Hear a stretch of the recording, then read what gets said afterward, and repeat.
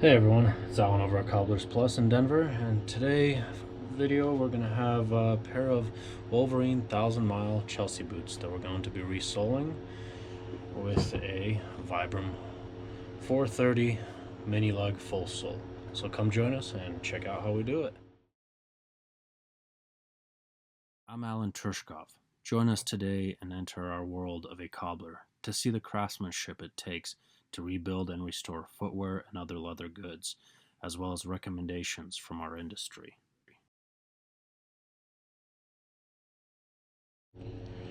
So in today's video we're just going to be resoling a pair of these Wolverine 1000 mile Chelsea boots. We're going to be putting on the Vibram 430 mini lug rubber full sole on there. Give it some better traction because the current sole, it's nice. It's a combination sole. Basically it's got the leather base and everything, and then a rubber ball of the foot area for a little bit of extra grip and durability, but unfortunately this rubber is just a little bit too smooth for this gentleman, so we're going to be tearing that off and putting on the 430 for him, get some better traction. Anyone out there a big fan? If you're watching, you're probably a big fan of Wolverine 1000 miles, but if you're not, you know, if you've never had a pair or something, or if you've thought about them, or if you have a pair, what do you think of them? Do you love them, like them, hate them, not sure about them? Comment down below. But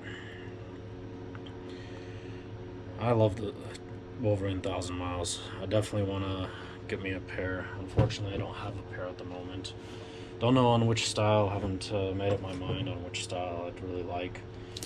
But I always prefer a lace-up style boot. Personally, it just feels a little more secure to me.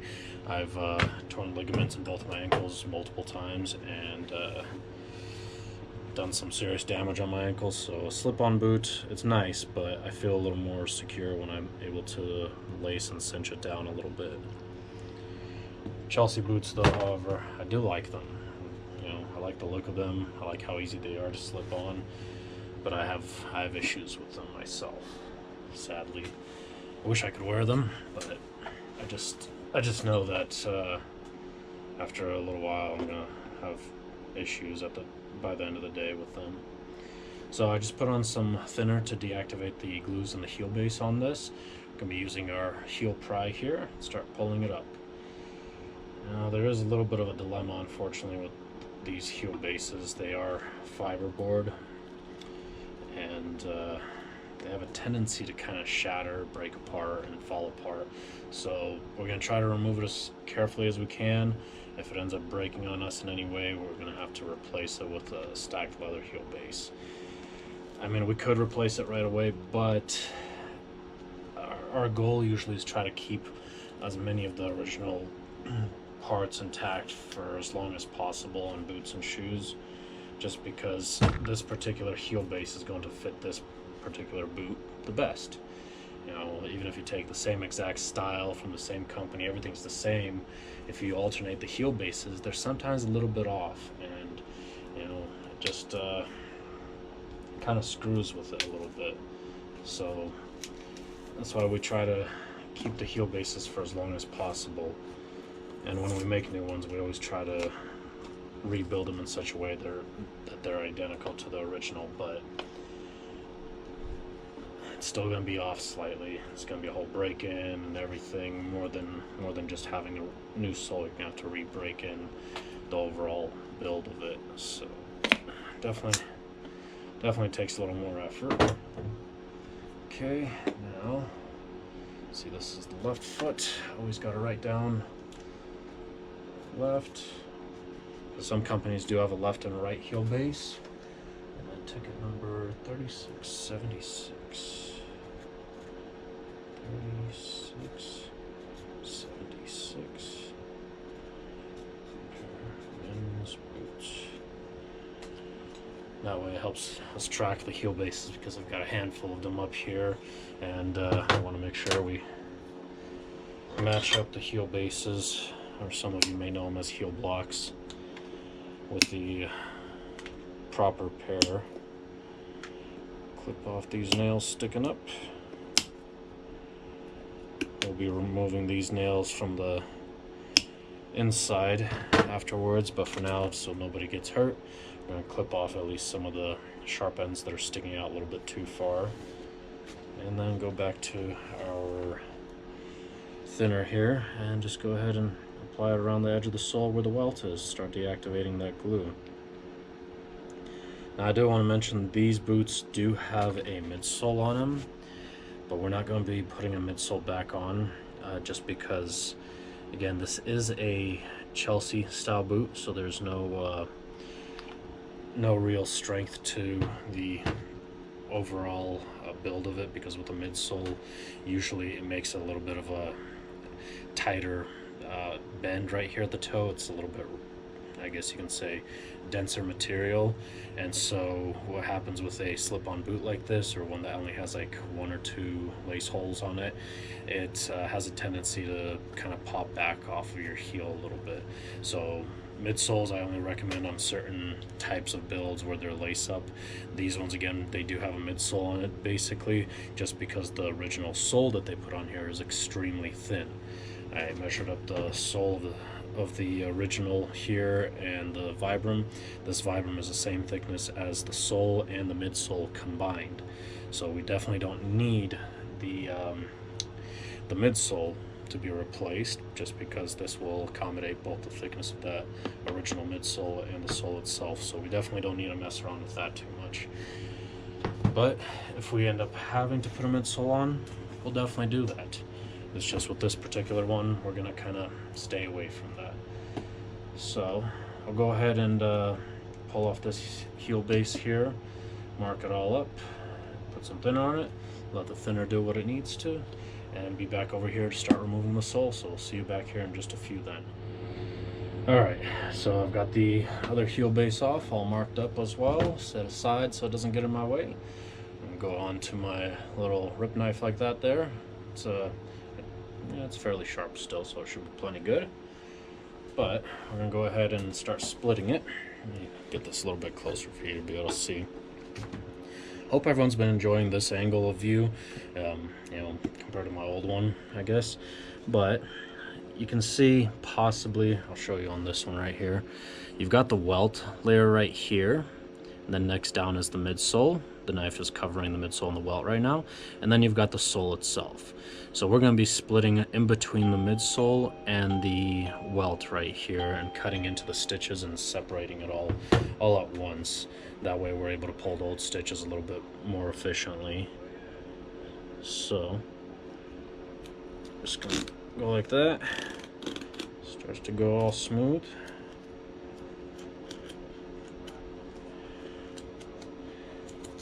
For any of you that wonder, there's a difference between a Goodyear welt and a Blake stitch sole.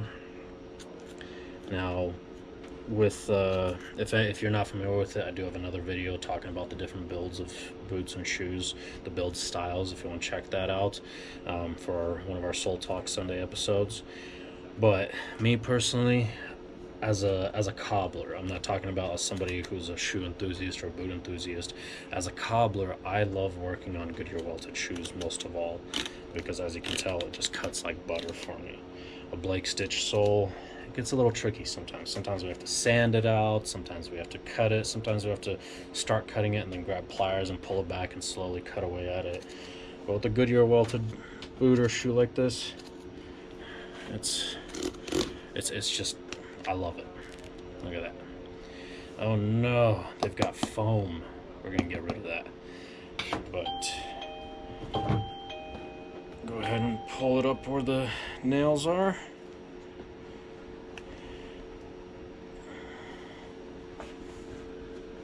So it seems to be doing pretty well. Okay, there we go.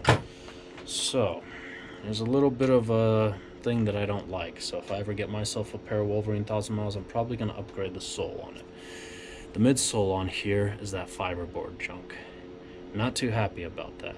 But you do have to consider for the price point, you know, this company can't go all out putting leather midsoles on and all that kind of stuff. You know, if they were going all out on it with leather heel bases, leather midsoles and everything, you're probably pushing close to $1,000 a pair on these if you get to that point, basically, if you get everything, the upgraded version. But, you know, for the price, definitely still better than a lot of other boots and shoes out there. But we're gonna go ahead and set that sole aside there, tear out this foam here, because we don't like foam. You know, as cushiony as it may be, the problem and dilemma with foam is that, you know, out of the box it may feel nice, but if you're looking at long-term purposes, the foam starts to collapse and it tends to absorb moisture very easily, and just the moisture sits in there, unfortunately. So this stuff really is not great. We're going to be putting cork in here. Cork is far superior material. It will absorb moisture, but then wick it away very well. You've got great insulation, and out of the box, if you have a pair of boots or shoes that have cork in them, they might not be comfortable right away out of the box, not so cushiony, but the whole design with having a cork inlay like this, it forms to your foot as you wear it, and becomes more of a custom footbed, in other words. So it's going to have great support features. So definitely a huge upgrade when you have cork, and that's what we're going to be doing to these for sure. Now the shank in these guys are a fiberglass. I like fiberglass shanks. Steel shanks are good too.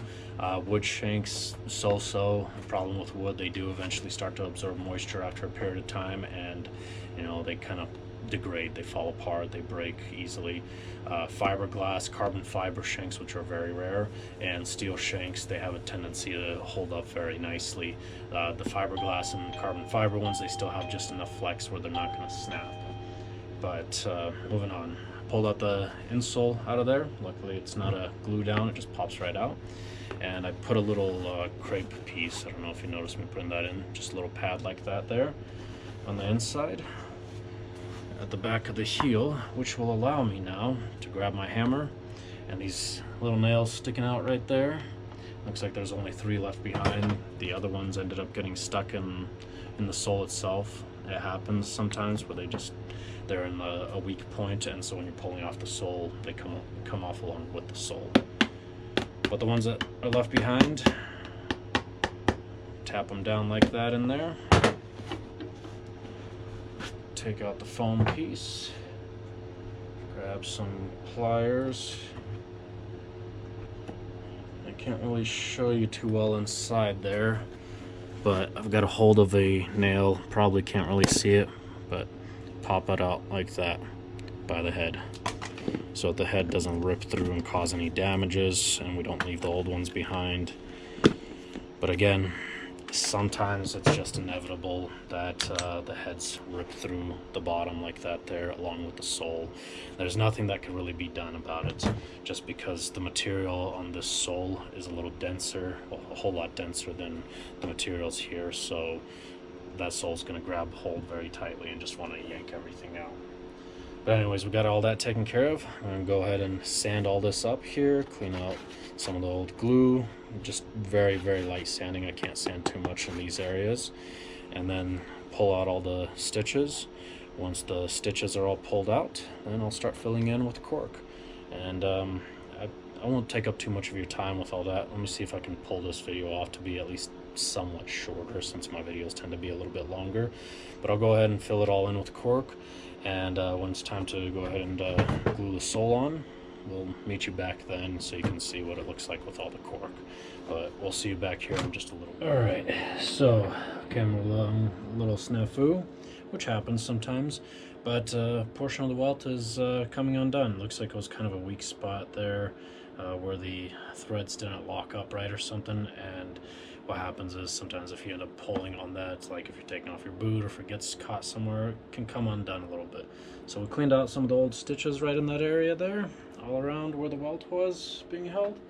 And now we're going to go ahead and grab our stitcher, well, our awl needle or hook needle, whatever it's called. Ugh. Sorry, got kind of like a hiccup thing going on. Let's see. Find the holes. So this method that I'm doing here right now, of course, it's done by hand, obviously. But if you were to have a factory resoling, they would remove the welt and put a new one in. The problem with that, and I just did a little bit of a live stream on another pair of shoes that I was doing it with, is because a machine is doing it and the person can't see where the needles are hitting. The problem is those needles are going to create more holes. It's going to perforate the leather upper significantly more, and it's just not a good thing. It kind of makes the shoe's life expectancy much shorter, so, you know, not the best way to do it necessarily. I mean, it may seem nice considering the fact that you'll get new welt and everything, but in the long term of things, if you plan to have like these boots for decades upon decades and resoling them time and time again, you know, this will definitely be your better route to take, just because it's going to end up, sorry, I gotta see where the holes line up. It's going to end up being more durable that way, because you might not be able to see it, of course, obviously in the video right now, but I just put that needle through the original hole of the welt, the leather upper, the liner, and that little heel rib right there that holds everything kind of together. So I'm not making any new holes, basically. During the resole process, this is usually included if we've come across any kind of issues. If there's extensive damage to the welt where it's coming unstitched, it may cost a little extra, or if we have to, of course, replace the welt, because, again, we're not doing a Goodyear welt, we're doing a hand welting, and it's a fairly time-consuming process, so it definitely comes in at a little bit more of a cost, but it upgrades from a Goodyear welt to a hand welt boot. And again, that is kind of an upgrade, because with a machine, obviously, like you can see here, there was a little bit of a hiccup in the stitcher itself when it was stitching on the welt at the factory, and we're fixing it.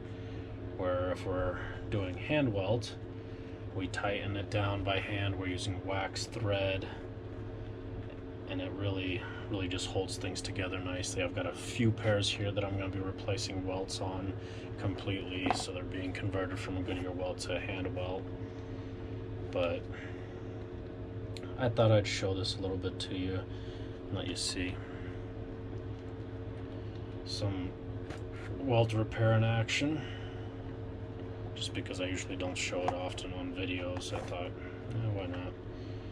Maybe this group of people want to watch it, the ones that are Wolverine 1,000-mile fans, or those who are hoping to get a pair like myself.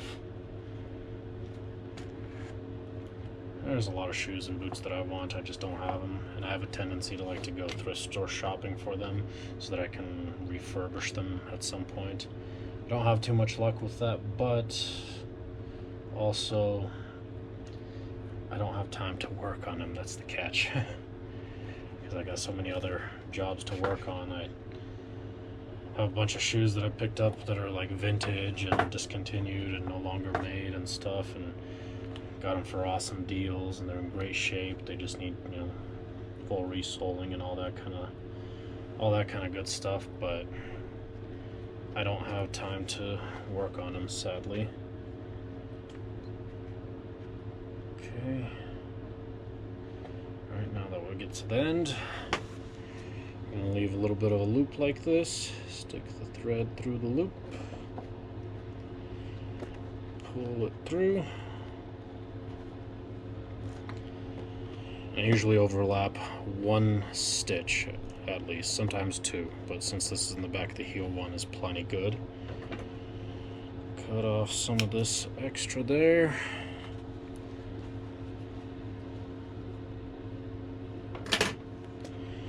And put a bit of a knot in here. Sorry if you didn't enjoy watching that, but I thought I'd show it at least once or twice every now and then in some of the videos where I have to do repairs on that. Well, okay, now it's on there nice and sturdy. Thing ain't coming off. But clip off some of this. Now underneath there's just going to be a little knot here, and that's going to end up being covered up and protected by the cork. So now I just got to glue it up, stick the cork in, sand it out flush, and glue it up for the soles. Did take out the stitch already. Don't know, may be able to see it, maybe not, but all the stitch here in the welt is taken out and removed.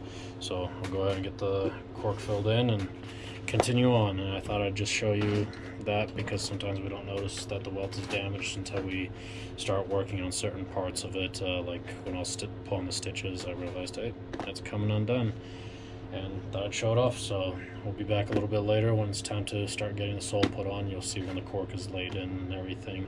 So yep, we'll see you a little bit. All right, so we're back here again with this guy. I just pulled him out of the oven, and got everything glued up and corked up, so nicely filled in. I'll go ahead and start laying everything out very carefully. Now, for anyone that doesn't know about cork,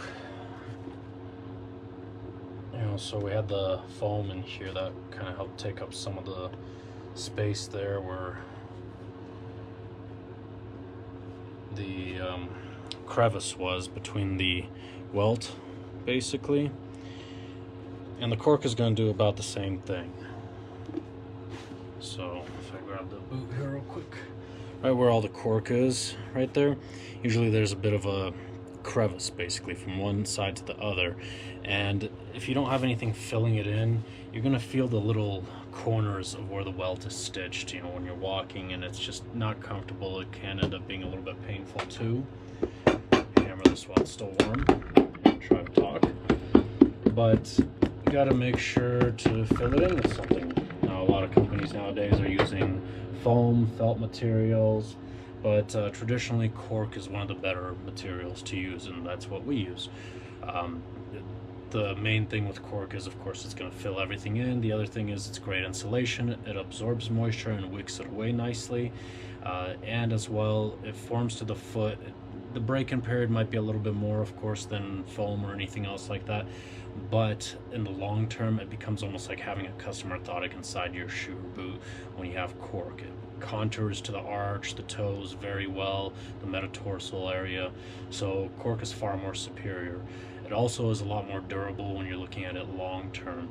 Short term, again, the break-in takes a while and everything, and then when it starts to finally break down, it degrades slowly. Where foam, it may hold up for a good while at first. It's going to be nice and cushioned for a longer period of time, and then all of a sudden just gives out very quickly. And so, foam is definitely not a good way to go. We don't even stock the foam materials here at the shop. I probably should, only for a padding for orthopedic purposes, not like this necessarily, not to fill in a crevice and that, but I probably should start carrying it again because we're starting to see more and more orthopedic uses for it, and that goes usually on the inside of the shoe right here where we need to do some forms of customizations, but that's about it. As far as filling in, we have zero use and zero want for using it as well. So I'm gonna go run this to the press.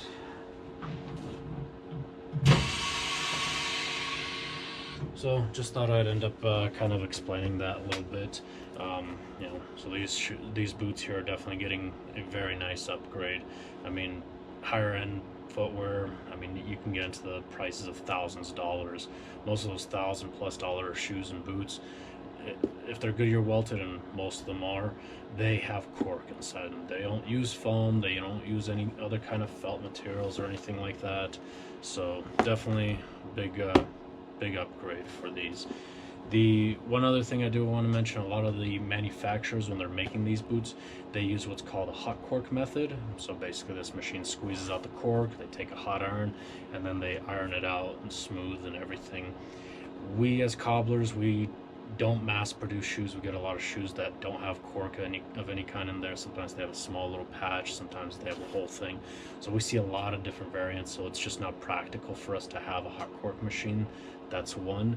Two, there is a bit of a problem. You almost have to have like a sixth sense when it comes to applying this cork, and we see that a lot of dilemma in footwear making companies, because if you have an oversized shoe, the hot cork machine has a predetermined squirt. In other words, sometimes it's also you push a pedal and you regulate how much is applied in there.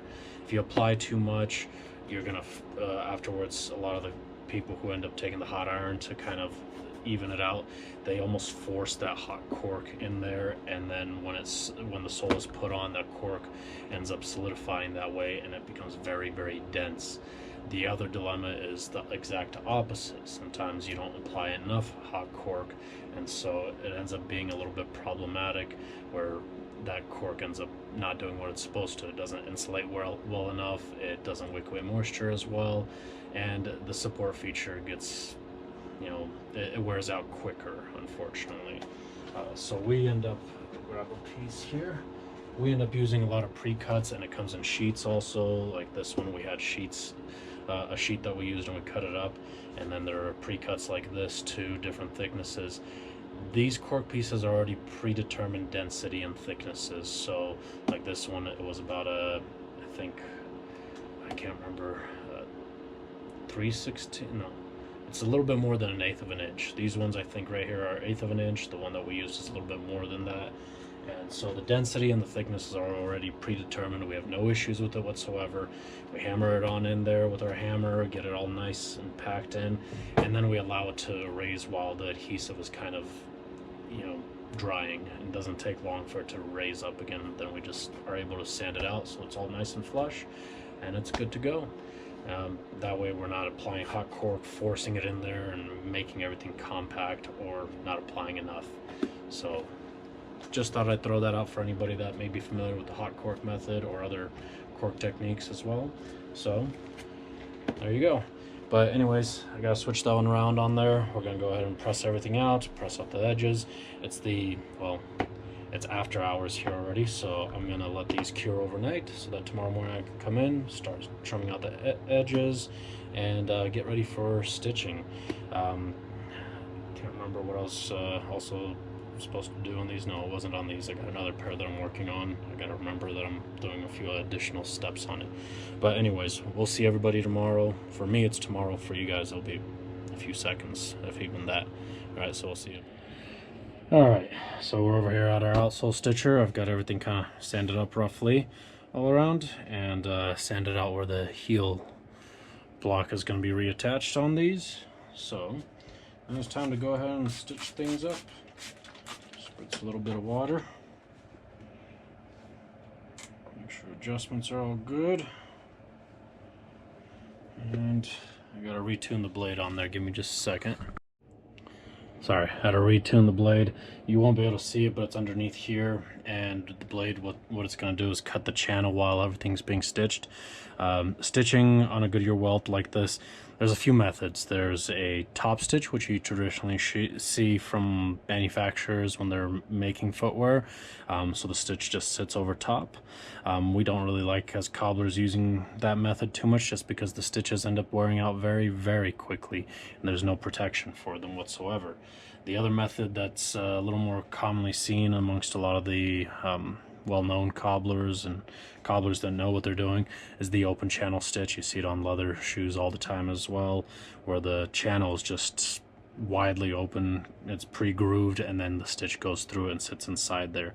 And a closed channel, there's a handful of cobblers that attempt to do it, but it turns out a little wonky sometimes. And then there's a handful of cobblers that do it often, and then there's a handful of cobblers that just flat out hate it. Manufacturers don't tend to do it unless it's on a leather or western boot, and some other forms as well. Leather soles on these ones that these came with did have a closed channel stitch, so that's what we're doing today on these rubber ones. Okay, let's start.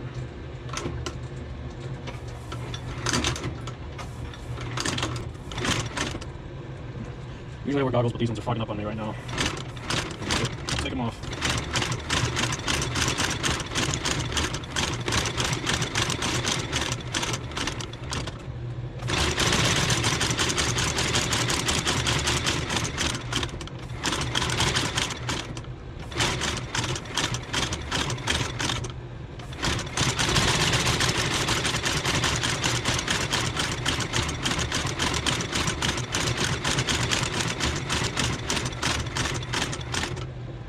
slow down right now and put the loose ends here.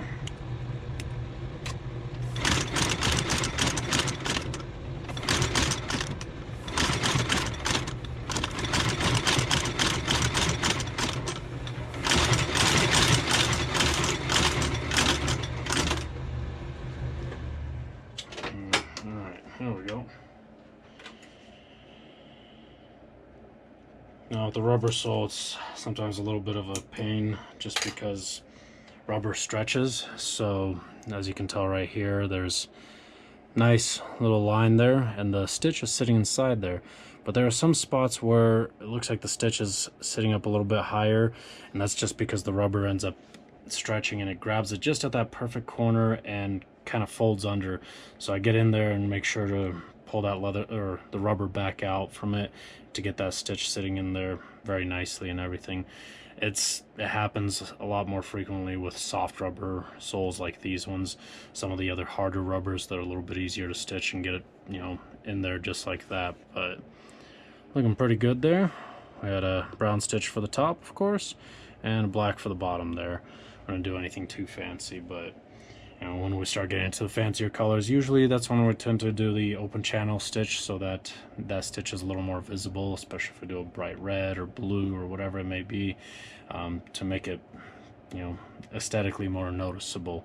At least on the bottom, you know, from the top, you're not going to see that there's a colored stitch there. But anyways, I'll go ahead and stitch up the other one real quick and clean up the bottom a little bit, get those stitches back into place nicely, and then start gluing on the heel base on these. Alright, so we'll see you back in just a few. Alright, so we're back here again. I've got the heel bases on. I actually did the heel bases last night and put them on. It was really late at night anyways, so I had to stick them together so they cure overnight and head home. But we're over at our heel wheel. I thought I'd show how this is done. We've got these gripper nails. Probably can't see them too well with the rings, but they've got these rings. You may possibly be able to see them, but they're designed to, once they go in, they grip the material very well, and they're all set. We're over at our heel wheel where there's these little holes here. We just put the nails in, and these nails I believe were 7, I'd have to measure them, but I believe these ones were the 7/8 inch ones, so almost an inch, but not quite. We're gonna do 1, 2, 3, 4, 5, 6, 7. All right. Okay. Make sure that the insole is out of there. You can see the old holes from the previous nails there. And of course, we're not going to be able to make it into the same exact original holes with this. I mean, I could put them in by hand, but the problem is also when you're doing it by hand, there's not enough resistance on this outer edge here. So because this is a fiberboard heel base originally, and it's a rubber sole here, there's just not enough resistance and pressure on both directions, and something's going to shift and move around, and we don't want that to happen. So, you know, we're going to have to make some new holes, unfortunately. Some of them may make it into the original ones, but that's going to be the best way to do it. Okay. All right. And voila, they're in. Yeah, it looks like yeah, they all kind of went in their own ways. They didn't go the same original holes. A lot of these pattern pieces here like this, every machine is different. Every company has a different one. So these patterns are never the same, almost ever. You know, so even if you ended up guiding them into the position to make the holes, to make it into the holes, the pattern on these is just not going to line up ever. So, but these are going to hold up very well, not going to come off. I'm going to go ahead and make sure they're all down in there. Sometimes we have to get in there with a tool and hammer them down a little bit, but I think they're sitting pretty flush. I'll just hammer it on the last just a little bit more. Sand out this edge. Now usually when we do the blind stitches like this, or not blind stitch, I'm sorry, closed channel stitch like that there, we like to flare out the sole a little bit. That's why it's sticking out like that, you can tell. And so I just got to sand that out to make sure that it's all even and flush. We do this a lot of times on rubber soles also, because during the stitching process, regardless, this rubber sole kind of like not shifts it, just kind of flares out on its own as well during the stitching process. So we just leave it flared out just a little extra, and then that way we can get everything lined up nicely, sand it out flush, and now we're going to get ready for the heel on it as well. So I'll go ahead and do that real quick, and when it's time to get the heels on there, we'll see you then. Alright, so I've got everything taken care of now and sanded, so I just want to show this part before I really stick the heel on. So we're going for the Vibram mini lug heel like this here. Usually the heels that tend to match them are these guys right there, but after measuring them out and everything, this entire heel is the thickness of, if you combine the heel block along with the top lift heel that came on these. And we still want to have these looking a little bit nice and everything. We don't want to just make it a solid rubber heel. You know, these particular Wolverines, 1,000 miles, they should look aesthetically pleasing, and having the heel block there definitely makes it look nice. These rubber heel blocks, if you do the full thing, it's gonna be nice as far as durable in the long run and everything, but it's going to cost more to replace than having these guys replaced. The other thing is, again, of course, aesthetically, these ones are going to end up looking a lot nicer than just a solid brick of rubber, basically. So we went ahead and went with these guys here. But just thought I'd show it real quick. Give that a tap, stick it on the press real quick.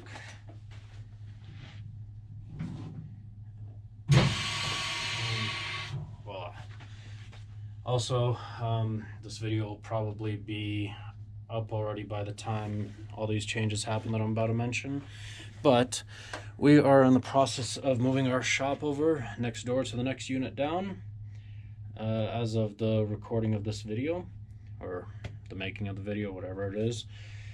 And so here pretty soon we're gonna have a different view of things and everything. We're just today had a final meeting with the landlord, the contractor, and everything, and so things are finally going. It took forever to deal with the landlords and all that kind of stuff on this one.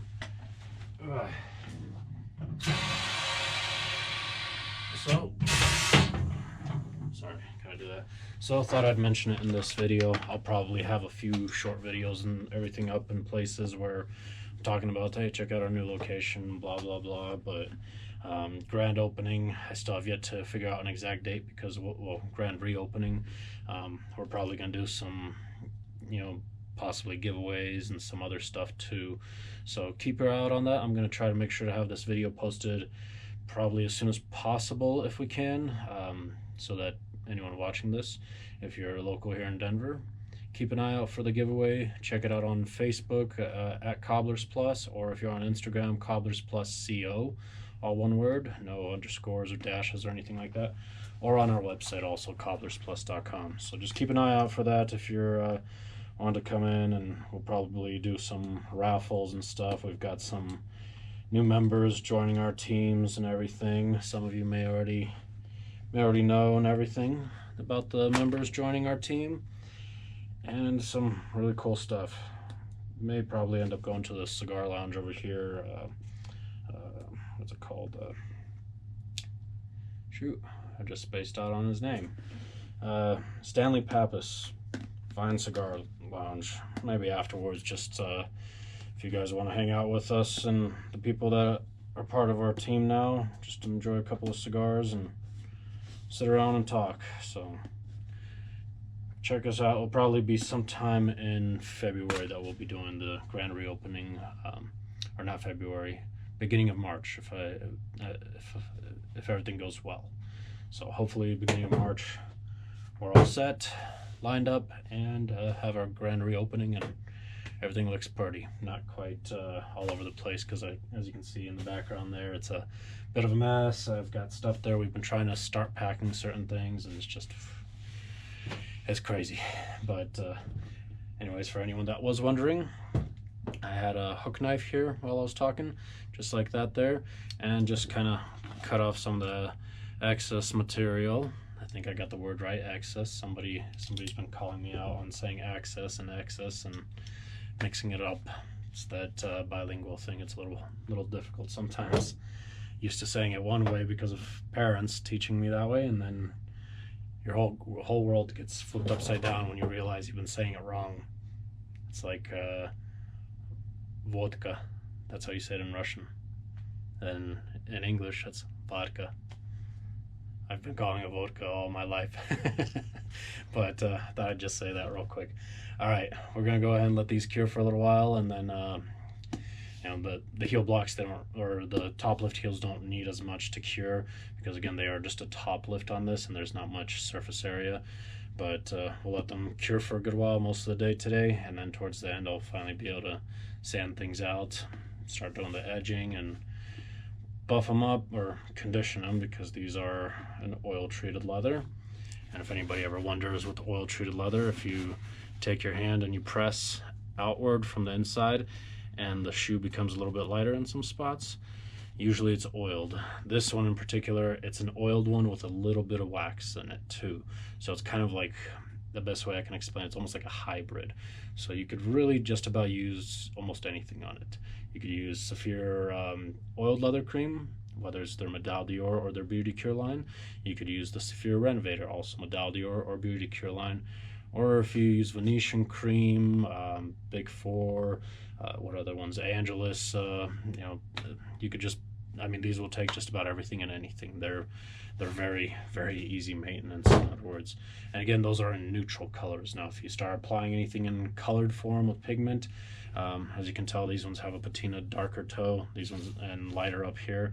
These ones will start to really evolve a lot more drastically when you start adding patina or colored creams. But anyways, I'm gonna go ahead and finish those other ones out, and a few other things I've got up here for the rest of the day, and we'll see you back a little bit later. All right, so I finished off the rest of it, kind of off it video. It's pretty standard, sanding it out, edging it, and conditioning it. It's really late at night here. I'm kind of tired, so I have to get these finished out for tomorrow. Gentleman's coming in, so definitely had to push it a little bit to get the rest of it taken care of. But pretty standard stuff usually. The edging, apply ink on there, ink coat, and then we varnish it with the wax. And after the varnishing, we buff it up nicely and everything. As far as the uppers, I'd gone through with the Saphir oiled leather cream, which I left the bottle in the other room. But let me go grab it so you see what it looks like. Sorry, had to grab the bottle. Just one of these guys here to recondition the leather. And then I noticed that it just still looking a little bit shabby again. This leather is kind of almost like a hybrid, so I went ahead and used some Renovator Saphir cream right on the toes here, just to kind of brighten it up a little better and everything, give it some more of that shine. But it keeps getting dusty. My table's all dusty and dirty. I've been burning the night oil quite a bit here. But anyways, I hope you enjoyed the video. If you have any questions or comments, leave them down below. Also, again, I'm really tired. I did put the insole back in. It's not glued in, it's just one of those easy removable insole, basically. And really need some sleep now. But if you have any questions or comments, leave them down below. And also, if you're local, you're more than welcome to come by and ask any questions in person if you like, for us to take a look at any of your items. If you're not local in Denver, you could always visit us at cobblersplus.com. All of our contact information is on there. You can email us pictures or any questions. And if you want us to work on your footwear and you're just not local, again, you could always follow the instructions on the ship and order tab and send out whatever it is you want us to work on, and we'll get it taken care of and sent back to you. Hope you enjoyed the video. It's how we resold a pair of Wolverine 1000 miles with a Vibram 430 mini lug full sole and the Vibram mini lug top lift heel, not the full heel. Don't forget to hit the like button if you enjoyed the video, subscribe, and hit the notification bell icon to be notified when we release our next videos. And we'll see you next time.